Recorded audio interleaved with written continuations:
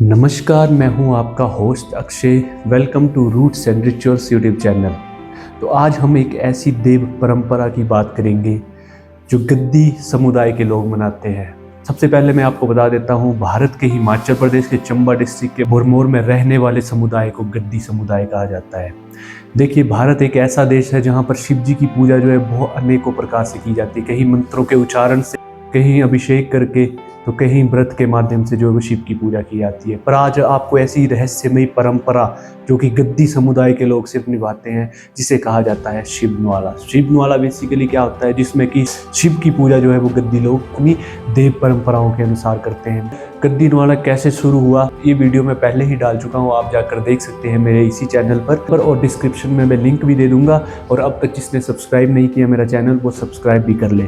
तो गद्दीनवाला कैसे शुरू होता है, तो सबसे पहले जो यहाँ की स्थानीय देवी है भरमानी माता, उनको बुलाया जाता है उनके चिन्ह के साथ, और उनके गुर को भी बुलाया जाता है। और उसमें और भी अन्य देवी देवताओं को भी आमंत्रण दिया जाता है, जैसे पौंड माता, लखना माता, केलंग वजीर, और जिन देवता को न्वाड़ा दिया जाता है स्वयं महादेव के गुरु को भी इसमें बुलाया जाता है। ये परंपरा आदि अनंत काल से चली आ रही है। ये जो शिव न्वाड़ा होता है, इसमें मुख्य भूमिका जो होती है 9 लोगों की होती है, जिसमें जो 4 लोग होते हैं शिव का जो है राग लगाते हैं और अन्य देवी देवताओं के भी राग लगाते हैं, जिससे कि देवता जो है वो खुश होकर उन्हें आशीर्वाद देने के लिए आते हैं। उसमें से जो 2 लोग होते हैं वो पूरे भंडार, कार्यवार और इस न्वाले को पूरा संभालते हैं। उसमें से एक जो होता है वो शिव का पुजारी होता है, जो पौराणिक परंपराओं के अनुसार जो है वो उस दिन शिव की पूजा करता है। और एक जो होता है वो शिव का गुरु होता है, जो गुरु के माध्यम से जो है वो उस महादेव उस न्वाले को स्वीकार करते हैं या नहीं वो बताते हैं। और एक जो होता है वो इस पवित्र न्वाले का जो है वो भंडारा बनाता है। इस न्वाले में जो है वो पूरी रात जो है वो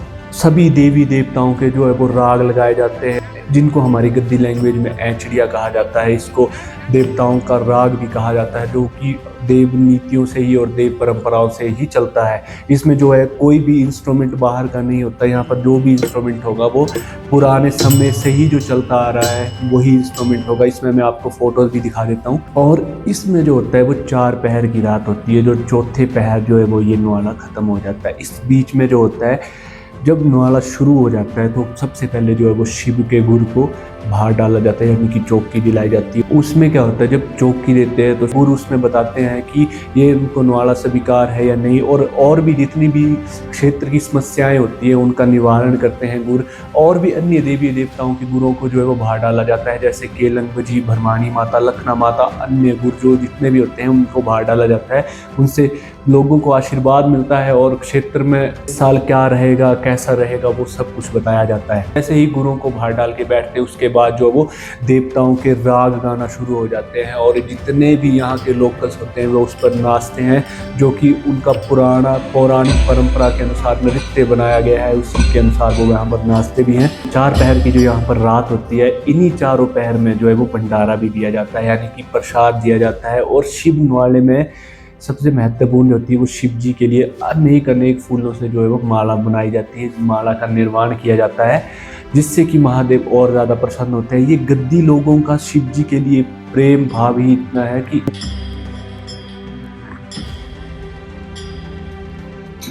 ये इंडिया की जो है वो सबसे अनोखी और पारंपरिक पूजा शिव जी की कहते हैं इसको, जो कि गद्दी समुदाय के लोग यानी कि ट्राइब, भरमौर ट्राइब के लोग जो है इसे मनाते हैं। आजकल तो इन्हें काफ़ी लोग मनाते हैं, पर जो पौराणिक परंपरा ये शुरू हुई थी वो भरमौर से शुरू हुई थी, क्योंकि गद्दी लोगों के पास कोई मंत्रोच्चारण या फिर कोई और तरीका नहीं था महादेव को खुश करने के लिए, जिसके अनुसार गद्दी लोगों ने जो है वो महादेव को अपने ही तौर तरीके से पूजा है, अपने ही पौराणिक परंपराओं के अनुसार जो है गद्दी लोगों ने महादेव को पूजा है। शिव न्वाला तब शुरू किया गया था जब महादेव भस्मासुर से भागकर जो थे वो एक गुफा में छुप गए थे, जो हमारी धनचोह में है।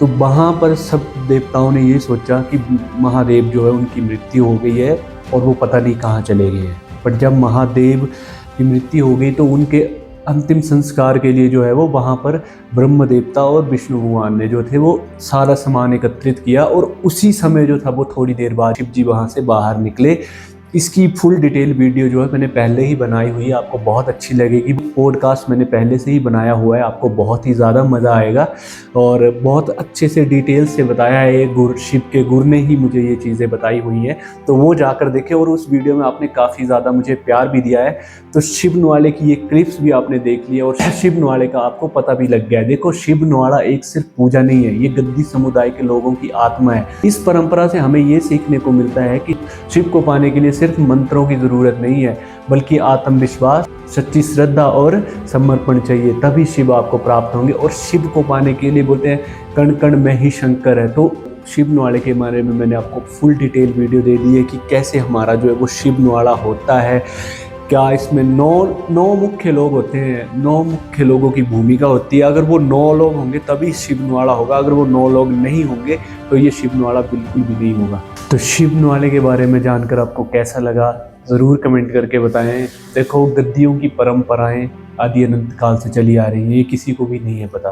गद्दियों के पास जो देवता या मंदिर या जितने भी हैं, ये आदि अनंत काल के हैं, इनका कुछ भी पता या नहीं है, जिसके बारे में आपको मैं डिटेल्स में बताते रहता हूँ। मेरा चैनल ज़रूर विजिट करें, आपको वहाँ बहुत सारे मंदिरों के बारे में बहुत अच्छी जानकारी पता चलेगी। अभी थोड़ी बर्फबारी भरमौर में हुई है, तो जिसके कारण मैं अभी बाहर के मंदिरों में नहीं जा पा रहा हूँ, पर उसके बाद जैसे ही बर्फबारी कम होगी तो मैं बहुत सारे मंदिर आपको ऐसे दिखाऊंगा जो किसी को पता ही नहीं है, जिनके बारे में किसी ने नहीं जाना है। और हाल ही में हमारे जो भरमौर के माता गिरड़ा का मंदिर है, उनमें भी आग लग गई है। मैं आपको फोटो डाल देता हूँ, पता नहीं कैसे क्या कारण रहा होगा, ये भी पर देवताओं के कुछ कारण होते हैं। तो उन माता के बारे में भी, आपको गिरड़ा माता के बारे में भी मैं आपको बताऊंगा। तो ये जानकारी आपको कैसी लगी ज़रूर कमेंट करके बताएं। सब्सक्राइब करें roots and rituals YouTube channel. बहुत बहुत धन्यवाद।